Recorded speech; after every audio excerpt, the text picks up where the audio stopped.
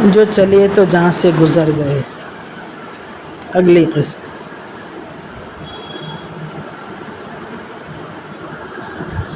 منصور کے چھوتے ہی سارا کو جیسے کرنٹ لگ گیا اور اس نے ایک جھٹکے سے اس کا ہاتھ پکڑ لیا۔ منصور، اب تو مجھے چھونے کی بھی کوشش مت کرنا۔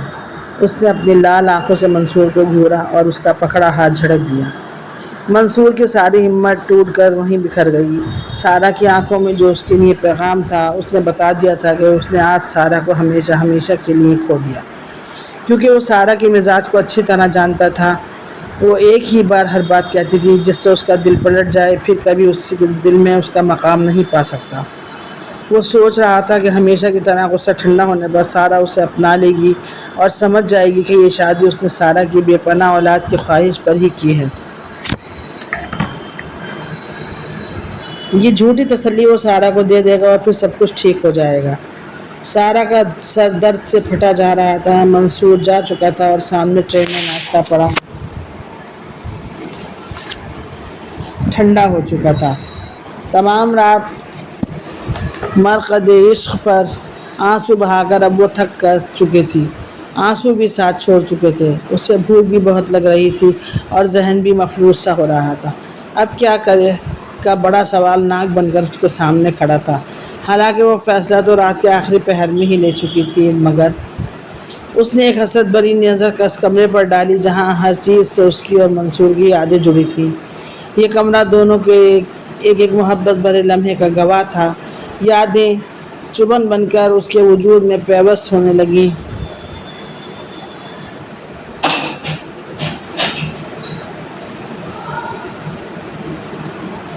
باہر سے منصور اور روبی گھر کے میں ہونے کا برابر احساس دلا رہے تھے۔ اس نے منہ اٹھا کر گھڑی دیکھی۔ منصور کے جانے میں ابھی 1 گھنٹہ باقی تھا۔ وہ اس بستر سے اٹھی جہاں 10 سال پہلے دلہن بن کر بٹھائی گئی تھی۔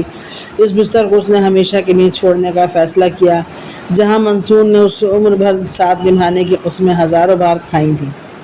ہزاروں بار اس کے زلفوں سے کھیلا تھا، اس کے ہاتھوں کو ہاتھوں میں لیا تھا اور نہ جانے کیا کیا۔ بستر کی ایک ایک شکن میں سینکڑوں یادیں تھیں۔ یہاں رہنا تو اب اس کے لیے ممکن نہ تھا۔ وہ پاگل ہو جائے گی اگر یہاں رکی تو۔ کس طرح ان چیزوں، ان بستروں کو استعمال کرے گی جس میں اس کی اور منصور کی یادیں سمائی ہوئی تھیں، جو ان دونوں کی محبت کی گواہ تھی۔ بھرم تھا ان یادوں میں، منصور کے وعدوں کا، لفظوں کا، محبت بھرے لمس تھے، چھوٹی موٹی نوک جھوک اور بے پناہ محبت سے لبریز راتیں اور دن تھے۔ نہیں، کبھی نہیں۔ اس نے اٹھ کر چاروں طرف دیکھا اور اپنی الماری کی طرف مڑ گئی۔ الماری کھولی تو منصور کے کپڑے نظر آئے۔ سارا، میرے کپڑے! روز کا جملہ اس کے کانوں میں گونجا۔ آج منصور کپڑے لینے نہیں آئے، سفر میں ساتھ لے جائے گئے کپڑوں میں سے ہی پہن لیے ہوں گے۔ اس نے ایک ہاتھ ان کپڑوں پر پھیرا اور پھر اپنے کپڑے نکالنے لگی۔ اپنی ضرورت کی تمام چیزیں نکال کر میز پر رکھتی گئی۔ کپڑوں کے نیچے البم رکھی تھی، اس نے وہ بھی نکال کر سامان کے ساتھ رکھی۔ پھر بیگ نکال کر تمام سامان اس میں رکھنے لگی۔ اپنی پرانی ڈائری جس کی ضرورت اسے آج کے بعد زیادہ ہونے والی تھی نکالی اور اپنا اور منصور کا شادی کا فوٹو الماری سے چھٹایا اور بیڈ کے قریب آ گئی۔ منصور جا چکا تھا، اس کی گاڑی کی آواز آ چکی تھی۔ جو آج ہوا تھا آج سے پہلے کبھی اس کی زندگی میں نہیں ہوا تھا۔ منصور جا چکا تھا۔ روبی کو خدا حافظ کہہ کر گھر میں کچھ خاموشی سی چھا گئی تھی۔ روبی شاید اپنے کمرے میں جا چکی تھی۔ اس نے بیڈ کی دراز کھولی اور کچھ تلاش کرنے لگی۔ دراز میں ہزاروں یادیں بھری پڑی تھیں۔ اس کی نظر کنگنوں پر گئی جو پچھلے سال منصور نے شادی کی سالگرہ پر اسے دیے تھے۔ جڑاؤ کنگن جو اسے بہت پسند تھے اور منصور جناب ہمیشہ کے لیے اس کے ہاتھوں میں دیکھنا چاہتے تھے۔ منصور کے سفر پر جانے کے بعد اس نے اتار کر رکھ دیے تھے کہ اس نے کنگن ہاتھ میں لے کر دیکھے۔ مجھے نہیں معلوم تھا کہ اب میں تمہیں کبھی نہیں پہن پاؤں گی۔ کنگن واپس رکھ کر وہ پھر کچھ تلاش کرنے لگی۔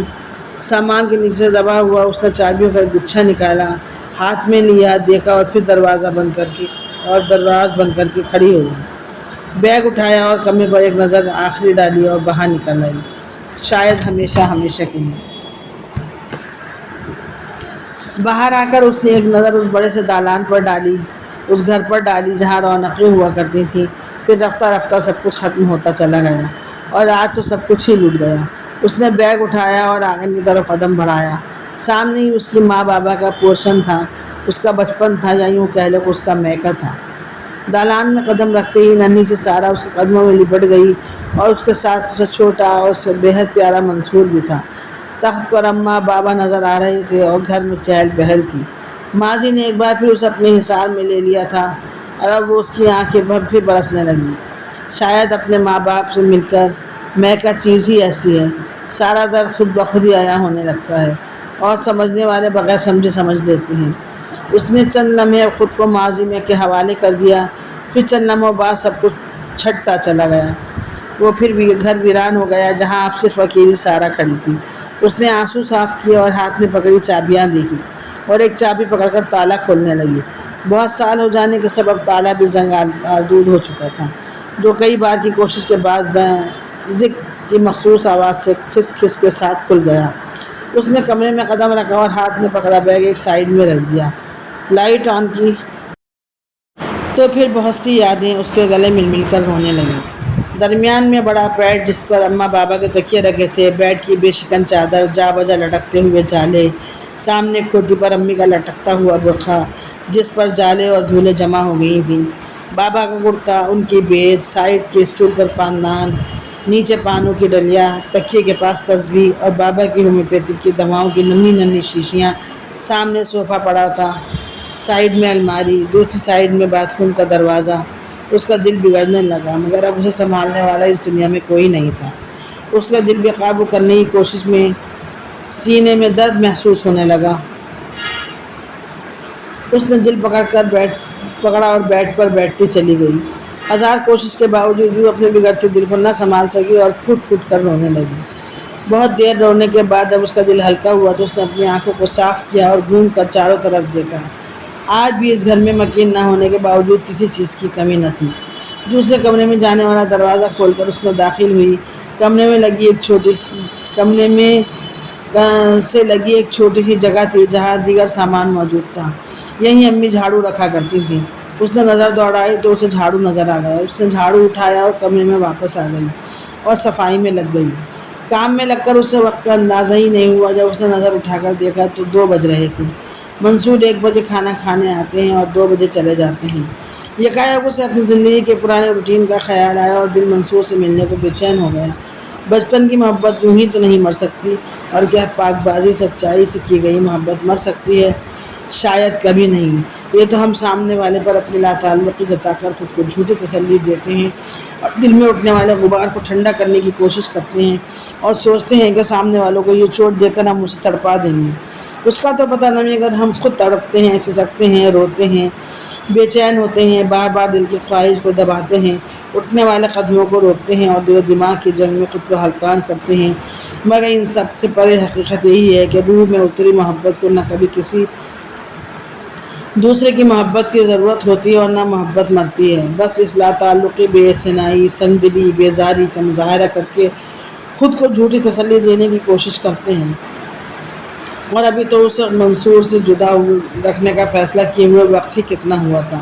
وہ جو پل پل ساتھ رہا تھا، اس کے سانسوں میں تحلیل تھا، اس کے ماتھے پر چکن آنے سے پہلے وہ سمجھ جاتی تھی کہ آنے والی شکن کی وجہ کیا ہے۔ وہ تعلق ابھی کیوں نہ تڑپاتا؟ اس نے خود پر جبر کیا اور منصور کے جانے کا یقین ہونے کا انتظار کرنے لگی۔ کمرہ بالکل صاف ستھرا چمک رہا تھا۔ اس نے ماں بابا کا سامان اتار کر دھونے کو رکھ دیا۔ لگ رہا تھا بس اب سامنے سے امی آتی ہوں گی اور اسے بڑے پیار سے آواز دیں گی۔ 2:30 بجے وہ بھوک کو برداشت نہ کر پانے کے سبب کمرے سے باہر نکلی اور کچن کی طرف گئی۔ اپنے لیے اس نے 1 کپ چائے بنائی اور بریڈ اور اچار لے کر کمرے میں واپس آ گئی۔ ہلکا سا ناشتہ کرنے کے بعد اس کی آنکھیں جیسے کھل سی گئی۔ اس پر تو بے تحاشا تھکن سوار ہونے لگی تھی۔ وہ ایسے ہی بیڈ پر لیٹ گئی اور نہ جانے کب اس کی آنکھ لگ گئی۔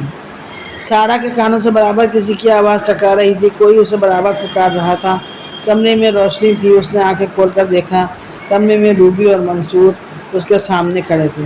سارو باجی اٹھیے۔